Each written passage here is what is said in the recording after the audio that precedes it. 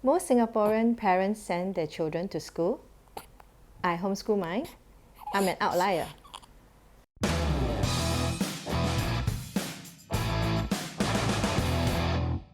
Marilah kita berseru dengan semangat yang baru. This morning assembly did not take place in a primary school, but in the small study room of the Hoy household. That's because all the school-aged children in the family are homeschooled. We want to inculcate the right values into our children right from young, and we want to be the ones who will be doing it. So, my husband and I, we thought of doing it when my eldest was 3 years old.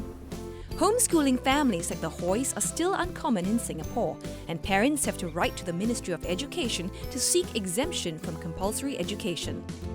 Though parents can use a curriculum of their choice, homeschoolers are still required to pass Singapore's PSLE examinations between the ages of 11 and 15 to ensure they meet the minimum standards of education. If the child does not pass these examinations by the age of 15, he or she will be asked to transfer to a national school. The eldest of the Hoy children, 13-year-old John, took his PSLE exams as an independent candidate last year and passed. Okay, for this set of materials that we use, we find that it's good because it's really a lot of self-studying. Yeah, so a lot of self-discipline is involved. So it teaches the child from young to actually be responsible for their own learning. Of course, when they're younger, we guide them a lot more.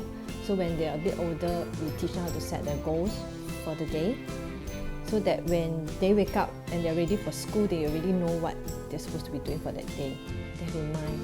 A former university graduate, Sui Ling makes sure her children follow a disciplined schedule daily. She also gets the older children to help younger ones with their work. Usually, they wake up on their own. My eldest, he actually set his own alarm clock, and then he'll wake the younger siblings on his own. After washing up and all that, they will start the day in the study room. Yeah, and then they will finish school at about 3 o'clock. In between, they do have to practice their piano, because if we wait until everybody finishes, then they will finish the day very, very late, because everyone takes turn to be on the piano. They have free time, they read or they'll play with each other. Yeah, and they do help me with chores and cooking and all that. They do go out and have a stretch every day. And for weekends, the daddy will bring them out for field trips to the museums or to the park to run and to play. And then they also get to mix around with other homeschoolers. Sui Ling and her husband, who is a civil servant and the sole breadwinner of the family, have been homeschooling their children for the last 10 years, using a Christian curriculum from the United States. Baby Anna Faith, the new addition to the family, will also join her 5 siblings when she's old enough. Though Sui Ling plans to homeschool her children for as long as she can, she admits it's not an easy journey. I think one obvious drawback is because in Singapore, education is like very heavily subsidized by the government. School-going kids, they don't have to pay much for like fees and all that. But for us, we pay everything ourselves. Of course, we are not complaining. We are really thankful that we have a chance to homeschool our kids even in Singapore. I think they are a lot more closer because first thing they wake up, they see each other until they go to bed. Of course, because of that, they also will squabble more, I feel, which is good because then they really understand each other and they have the chance to sort out the differences, and they are a lot more closer, I feel.